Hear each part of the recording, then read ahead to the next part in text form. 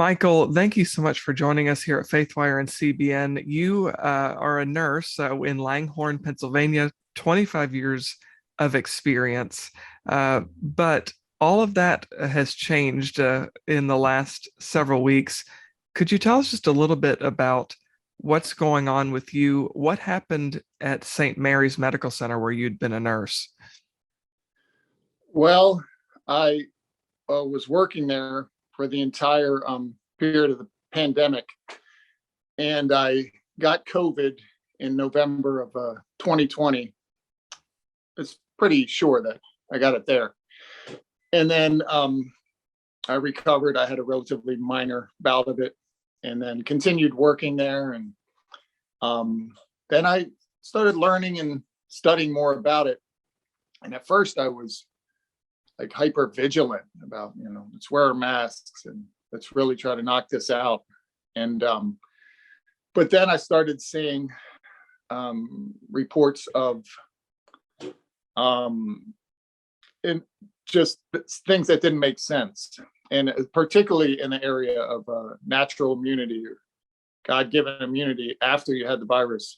I learned that you should have good immunity.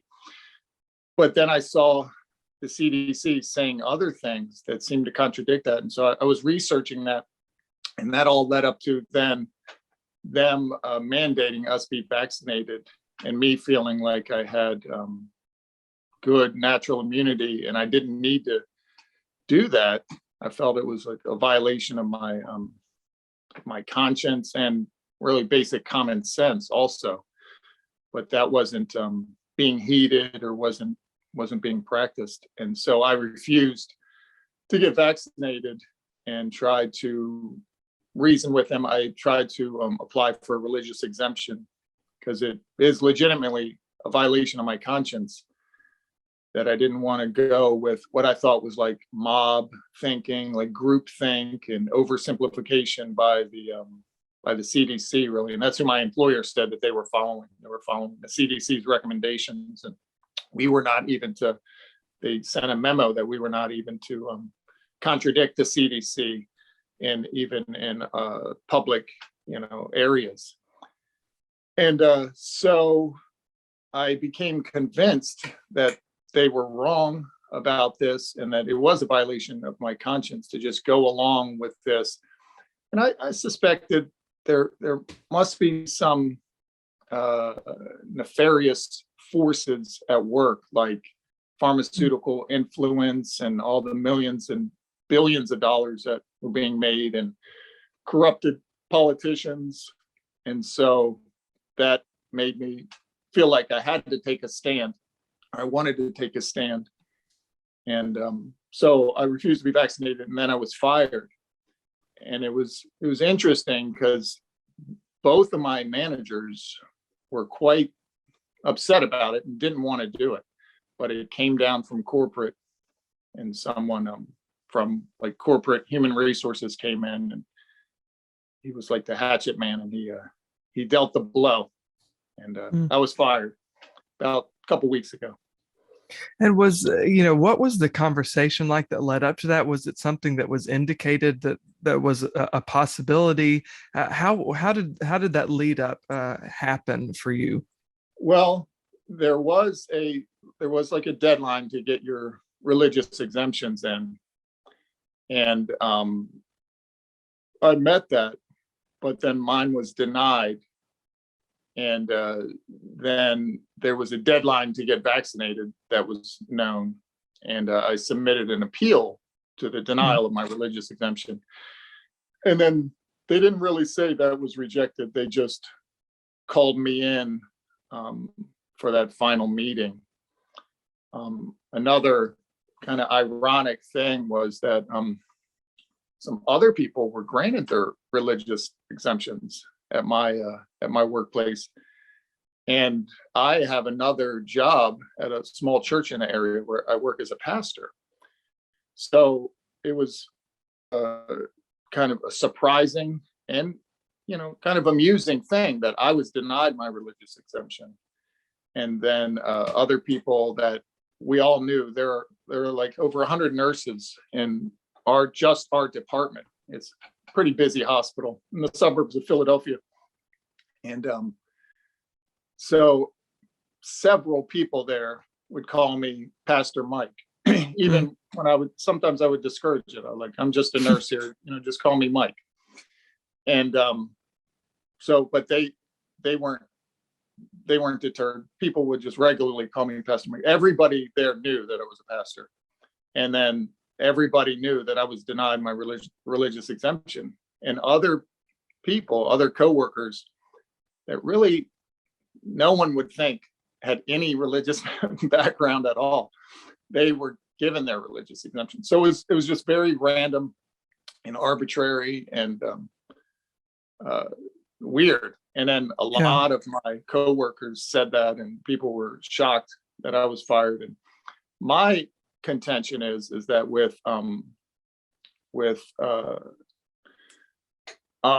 natural immunity, that I have a better immunity than people that are just simply vaccinated. That's really, I think it's a fact. You have to read the right scientists and right doctors, because others are denying that with propaganda. So I think that's what's so interesting, I think, about your case, is that others seemed to get their religious exemption. You were denied it, despite one, being a pastor, but two, I think the more important part here with this specific issue is that you had a reasonable explanation for why you didn't want to get vaccinated. You had COVID, recovered from it, and have natural antibodies and immune protection and all of that. So why do you think that you were singled out from your other coworkers who were granted exemption, as you said, and you weren't, even though you are a pastor? Not that even has anything specifically to do with your application. Well, I wasn't necessarily singled out, because one other I know in my department person was fired, and they so it was just like a weird random thoughtlessness, I think. And then I know of a few other people in the hospital that were let go that had submitted religious exemptions. So I think it came to a point, someone else suggested, I really don't know the answer, but someone else suggested that they had a set number of religious exemptions that they intended to give, and then they just had to exclude some people, and they just randomly excluded mine, as far as I know. Well, what are your next steps? What are you planning to do? Are you wanting to keep pushing this issue to get an explanation? What does the future look like for you? Well, I trust the Lord, that the Lord will provide.